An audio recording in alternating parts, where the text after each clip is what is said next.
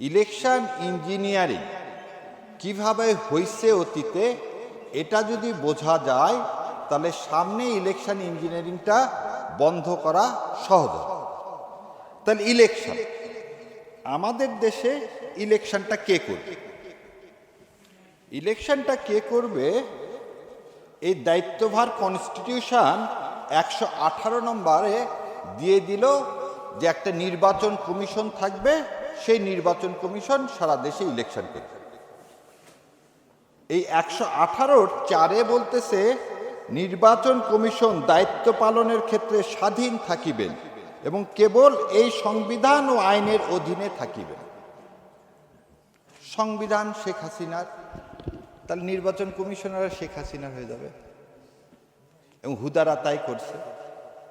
2013 মানে 14 সাল, 18 সাল, 24 সাল এই সংবিধান বলতেছে তোমাকে নিরপেক্ষ থাকতে হবে। তাহলে প্রথম কথা, তোমাকে অ্যাপয়েন্টমেন্ট প্রসিডিওরটা আগে আমাকে দেখতে হবে যে এই নির্বাচন কমিশন তাবেদার কি তাবেদার না। আর জুলাইয়ের 36শে জুলাই আমাদের আসল কথাটা কি ছিল? যে কোনো বৈষম্য থাকবে না, কোনো তাবেদারি থাকবে না, আমরা কারো পক্ষে কোনো এজেন্ডা বাস্তবায়ন করব না। তাহলে ধরে নেন আজকের যে নির্বাচন কমিশন আছে, এই নির্বাচন কমিশন জুলাইয়ের যে ইচ্ছা, সেই ইচ্ছার প্রতিফলনে নির্বাচন কমিশন, আর নির্বাচন কমিশন ইলেকশন করতে চায়। তাহলে এবার চলেন যে দেখি নির্বাচন কমিশন কিভাবে ইলেকশন করে। আর্টিকেল 120 বলতেছে এই ভাগে নির্বাচন কমিশনের উপর ন্যস্ত দায়িত্ব পালনের জন্য যেরূপ কর্মচারী প্রয়োজন হইবে নির্বাচন কমিশন অনুরোধ করলে রাষ্ট্রপতি নির্বাচন কমিশনকে সেইরূপ কর্মচারী প্রদান করিবে। তার মানে আমাদের ইলেকশন কমিশনের কোনো নিজস্ব কোনো কর্মচারী নাই। আবার বোঝেন, ঢাল নাই তলোয়ার নাই নিধিরাম সর্দার। এই নির্বাচন কমিশন যেটা গঠন করা হয়, সেই নির্বাচন কমিশনের কোনো লোক নাই। কি নাই? রিটার্নিং অফিসার তার নাই, প্রিজাইডিং অফিসার তার নাই, পুলিং অফিসার তার নাই। তাহলে এরা কারা? এরা কারা? প্রিজাইডিং অফিসার হচ্ছে DC, deputy commissioner. Pulling officer কারা? রাষ্ট্রীয় কর্মচারী তারা। এবার আপনাদেরকে আমি একটা একটা করে দেখাই কিভাবে এদেশে ইলেকশন ইঞ্জিনিয়ারিং হয়েছে। বাংলাদেশে সর্বপ্রথম ইলেকশন ইঞ্জিনিয়ারিং, আমি বাংলাদেশে এই কথা বলতেছি এই কারণে, 70 সালের ইলেকশনটাকে একটা প্যারামিটার ধরা হয়। 70 সালের ইলেকশনটাকে একটা প্যারামিটার ধরা হয়। সেই 70 সালের ইলেকশনে কি হয়েছে? 70 সালের ইলেকশনে একটা মাত্র পলিটিক্যাল পার্টি ছিল ইস্ট পাকিস্তানে, কারণ মৌলানা ভাসানী এবং অন্যরা ভোট বর্জন করলেন। তখন আওয়ামী লীগ তখন একমাত্র ভোট করল। দ্বিতীয় ছিল তখন 80% অ্যাডমিনিস্ট্রেশনে, লোকাল অ্যাডমিনিস্ট্রেশন ছিল সব বাঙালি। ইপিআর মানে যে আজকের যে বিডিআর এবং পুলিশ ফোর্স, তারাও ছিলেন বাংলাদেশ। সেই জন্য কিন্তু 25 তারিখে ইপিআর এবং এই পুলিশ হেডকোয়ার্টারে কিন্তু পাকিস্তান সেনাবাহিনী আক্রমণ করেছিল, কারণ ওখানে ছিল বাঙালি। তাহলে তিনটা জিনিস পাওয়া গেল, অ্যাডমিনিস্ট্রেশন, পুলিশ যদি আপনার সঙ্গে থাকে তাহলে ভোট করাটা খুব সহজ। এবার একটা প্র্যাকটিক্যাল আপনাদেরকে একটা দিই, একটা গল্প শুনে। 1988 সালে আমি ক্লাস 6-এর ছাত্র। আমাকে একজন বললো ভোট দিবি? আমি বললাম আমি তো ভোটারই না। তো না, ভোট দিতে পারবি যদি ফ্রিডম পার্টিতে ভোট দিস কুড়ালে, তাহলে তুই ভোট দিতে পারবি। তাই আমি তো কিছুই জানি না। তা আমাকে নিয়ে গেল, আমি সুন্দর মতো ভোট কেন্দ্রে ঢুকলাম এবং তখন আমি বলে দিচ্ছি হাফ প্যান্ট পরতাম, ফুল প্যান্টও পরতাম। আমি গেলাম এবং যে ওখানে কুড়াল মার্কায় ভোট দিলাম। কেন কুড়াল মার্কা? তখন এরশাদ সাহেব কিন্তু প্রেসিডেন্ট ইলেকশন করতেছে। তার মানে ওই কেন্দ্রে এরশাদ সাহেবের বিরুদ্ধে কোনো ভোট তখন পর্যন্ত পড়েনি। সেজন্য বিকাল 4টার দিকে আমাদের মতো ছোট ছোট ছেলেবেলেকে নিয়ে যে কিছু ভোট তো দেখাতে হবে যে অপোজিশনেও পড়ছে, অপোজিশনেও পড়ছে। আচ্ছা, তাহলে প্রথম জিনিস হচ্ছে একটা ইলেকশন কমিশন যে ইলেকশন করবে তাকে স্বাধীন হতে হবে। নামে স্বাধীন, কারণ এর তো কোনো কর্মচারী নাই। এবার আসেন ইলেকশন কমিশন ডিসিএসপি ছাড়া আর কে কে করে? স্কুল এবং কলেজের টিচাররা। এবার আসেন গত 15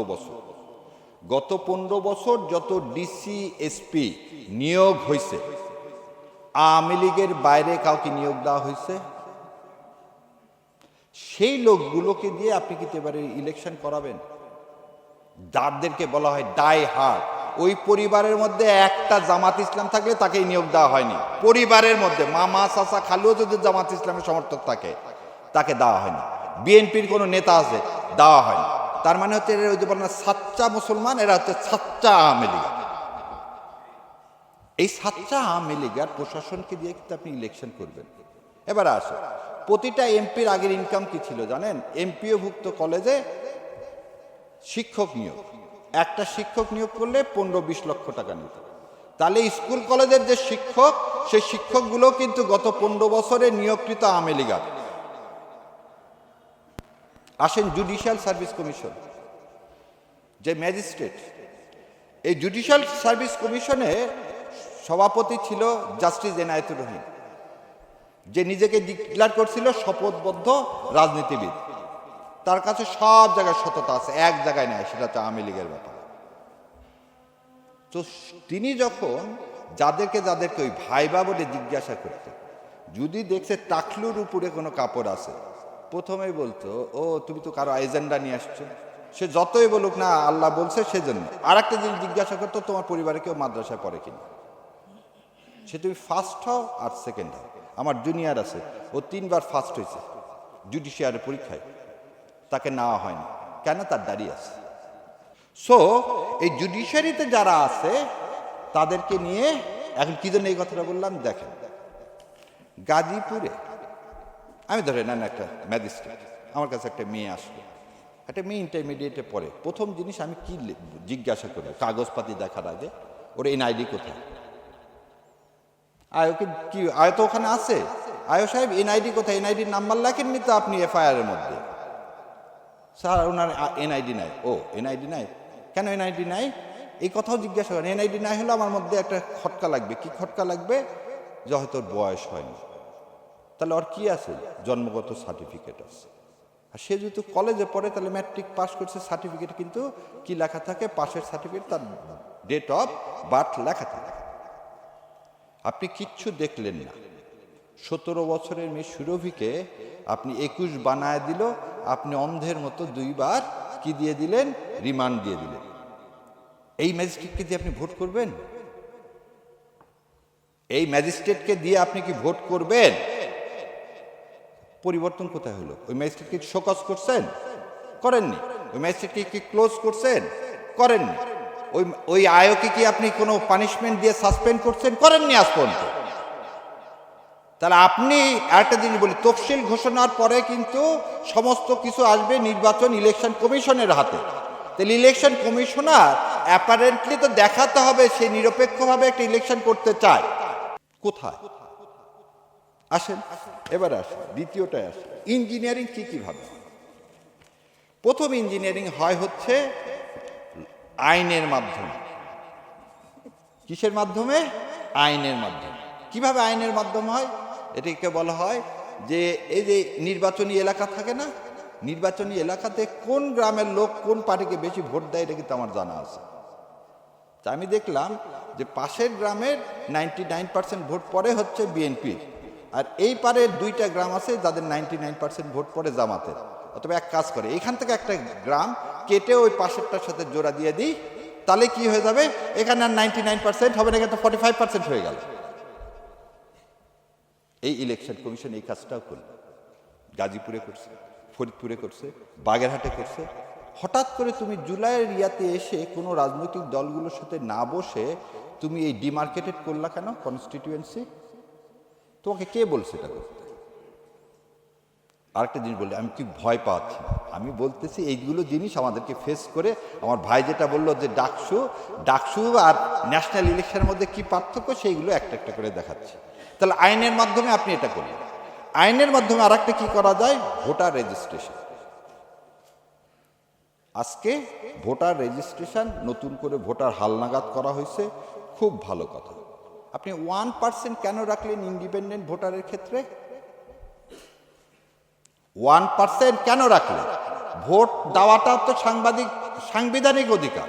সংবিধানে বলা আছে যে কেউ আপনি দাঁড়াতে পারবেন। এই 1% আসলো কোথায় থেকে? 1% আসলো, এই টুকলুকিটা আসলো এই 72 সালে শেখ সাহেবের করা। এই 72 তো আমরা মানি না, এটা তো হাদির মৃত্যুর পর ছুঁড়ে ফেলে দিলাম। তুমি স্বৈরাচার ফ্যাসিবাদের যে ডকুমেন্ট, তার আন্ডার আমাকে আবার ভোট করতে বলতেছো? আমি এটাকে মেনে নিয়ে যাবো? তাহলে আমার হাতিকে অস্বীকার করো না? তো তুমি এক কলমের খোঁচায় 1% কি অমিট করতে পারতে না? না, তুমি করো নি, কারণ তোর উদ্দেশ্য খারাপ। এবারে 76 জনকে ইন্ডিপেন্ডেন্ট ক্যান্ডিডেট তাদেরকে কি করালো? বাতিল করালো। এবং ইন্ডিপেন্ডেন্ট ক্যান্ডিডেট বলে দিয়ে বেশিরভাগই হচ্ছে বিএনপি। তার মানে আমি দলের বাইরে যে স্ট্যান্ডিং নিব, যে আমি একটা সৎ মানুষ, দল আমাকে দেয়নি, দল টাকা আল্লাহ লোককে দিচ্ছে, আমি বিএনপিকে হাট করে বলতেছি না। জামাতেরও অনেকে আছে, বলে দিচ্ছি যে আমি আমার দলকে মধ্যে নেই, আমি ভারতের আধিপত্যবাদের বিরুদ্ধে আমি ইলেকশন করব। তাহলে আমাকে এই যে 1% নিয়ে আসতে হবে, মানে কি 1% এই লোকগুলো সবাই জেনে গেল এই লোকগুলো আমাকে ভোট দিবে। আমরা ভোট কি বলতেছি? গোপনে দিতে হবে না ব্যালট? তা আপনি প্রকাশ্যে যে ব্যালট হয়ে গেল 1%, তাহলে এই কেন করে দিলেন জানেন? ওই ভোটের 3 দিন আগে এদের বিরুদ্ধে সব আপনি কি করবেন? মামলা দিয়ে এগুলো সবগুলোকে জেলে ভরবেন, যেটা গত 53 বছরে হয়েছে। এই যে জেলে ভরার কথা বললাম, এটা হচ্ছে লিগাল। কি কিরকম? আপনি বললেন যার যার প্রতীকে তাকে তাকে ইলেকশন করতে হবে। আমি দেখছি আরে জোয়ার আসছে ধানের শীষ আর দাঁড়িপাল্লা, আর আমার মার্কা রিক্সাতে জিতবে না, আমি আমার দলের সাথে, বড় দলের সাথে যোগ দিয়ে দিই। আপনি রাজনৈতিক চরিত্র হরণ করলেন আইনের মাধ্যমে। বড় বোয়াল ছোট মাছগুলোকে গিলে ফেলে দিচ্ছে। এর নাম তো বহুদলীয় গণতন্ত্র না? তাহলে আইনের মাধ্যমে কি কি দেখালাম? 4টা হবে, এবং 4টায় এক্সিস্ট, 4টায় এক্সিস্ট। এই 4টাকে মোকাবেলা করে কিন্তু আমাকে এবারে ইলেকশন করতে হবে। এবার আসেন অ্যাডমিনিস্ট্রেশন। আগেই বলছি যে আমাদের যে এখন প্রশাসন, এই পুরা প্রশাসনটাই আওয়ামী লীগের। কারণ গত 18 মাসে এই সরকার কাউকে নিয়োগ দান করেনি, একমাত্র জুডিশিয়ারি ছাড়া। আমাদের জুডিশিয়ারি 80 জনের মতো জাজ নিয়োগ দেওয়া হয়েছে, আলহামদুলিল্লাহ। অন্য কোনো জায়গায় আপনি এটা দিলেন না।